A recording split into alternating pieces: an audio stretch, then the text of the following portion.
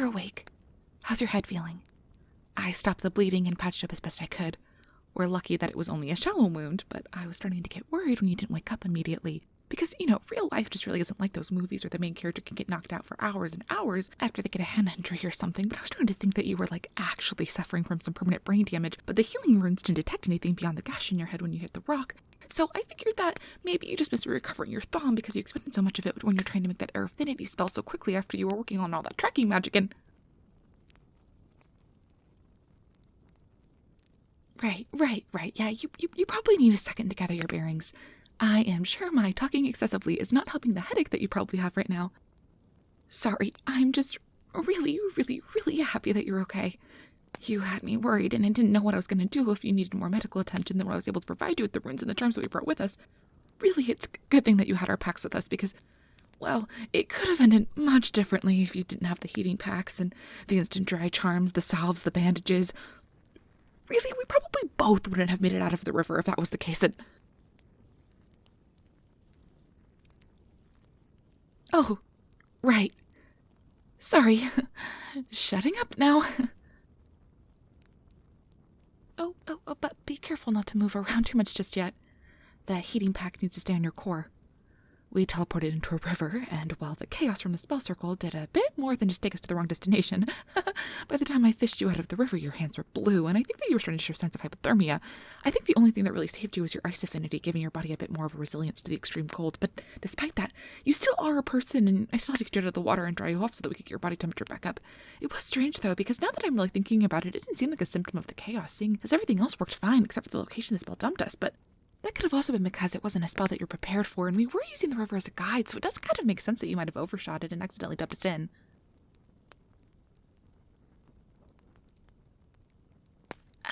Yeah. Actually, a lot has happened. Let me fill you in.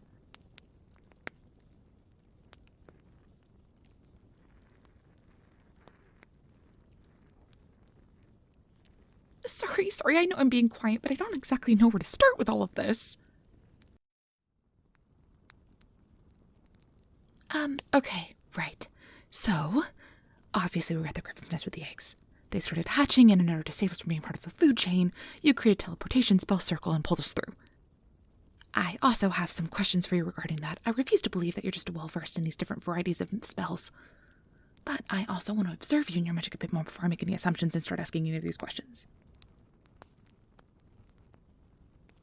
Oh, right. Where was I? So we were dropped by the spell into the river. You were, holding me and the bags, and you must have hit your head because you couldn't maneuver yourself easily when we fell. It was both a blessing and a curse that the river was shallow where we fell. It was a curse because obviously you hit your head on a rock, but a blessing because, well, at least I was able to pull you out. I don't think I would have been able to do anything for you if we were in deep water because, while I am a fairly strong swimmer, I don't know if I would have been able to keep hold of you and all of our supplies. Oh, and it is also really fortunate the river wasn't too deep because there was a Nixie in the river. I think your blood and the water drew her over to us and she... Yeah, Nixie. The water spirit. Oh, you should have seen her. Oh, she was lovely. She was covered in the flora from the river and had these huge, round, black eyes. Oh, she was very healthy from what I could tell, too. You could barely see any visible disease or scarring on her, and she didn't seem to be malnourished at all. Truthfully, that may have been the only thing that saved us, because when she approached us, she was cloaked. I am just thankful that I noticed her in time, or she might have actually dragged you off.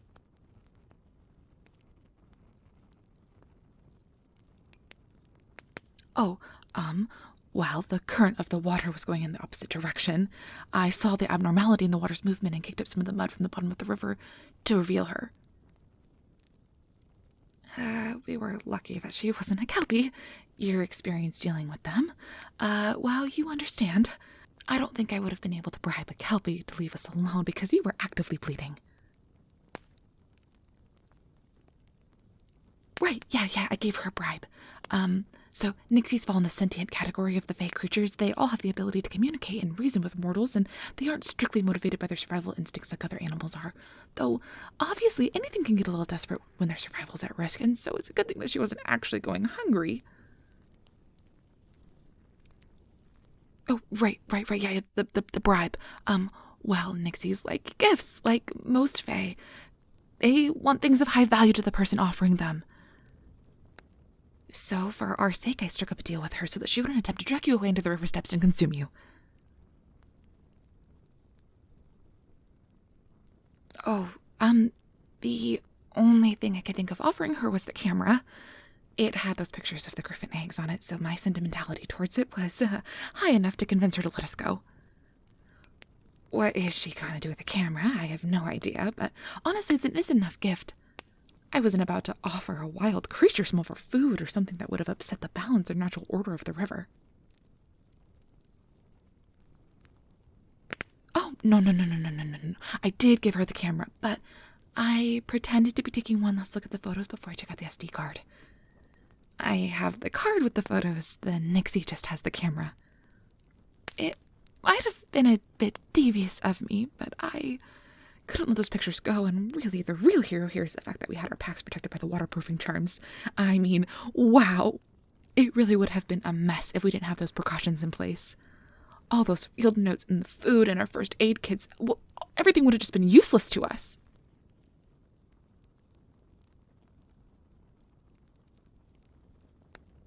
Of course that's what I was worried about.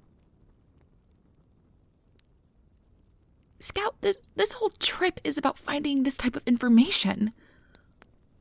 We may not have found the cause of the erratic behavior of the Fae creatures just yet, but the griffin was just too big of a discovery in the grand scheme of things to ignore.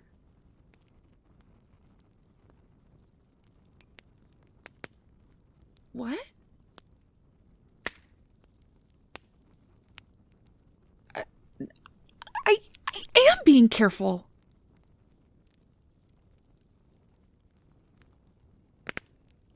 This is bigger than me, Scout. There are lives on the line here. Whatever is happening has caused a disruption in the ecosystem. This has to be investigated, not just for the sake of the Fae and the other animals that live in the Queen's Forest, but also for the people of Ashwood.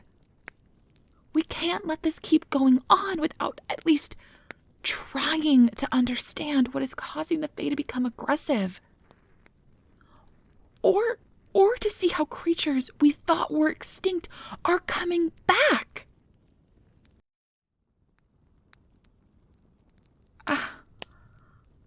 No!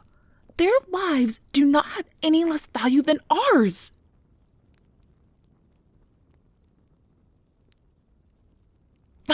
Look, we don't have to agree on this, and I am inclined to give you the benefit of the doubt because you got hurt. And I take full responsibility for that. I never wanted anything to cause you harm. If you'd like to take me back to Ashwood, I can just hire someone else. I don't want my research to put you in harm's way again.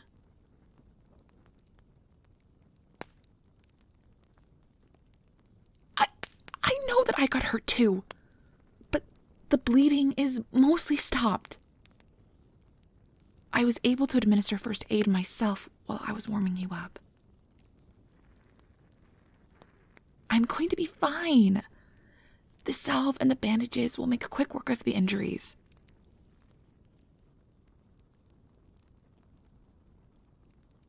I won't be stopping my research, Scout.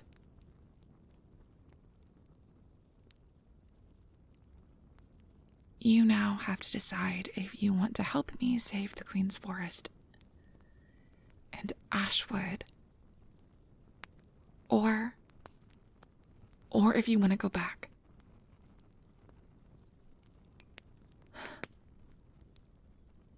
When you have figured that out, let me know.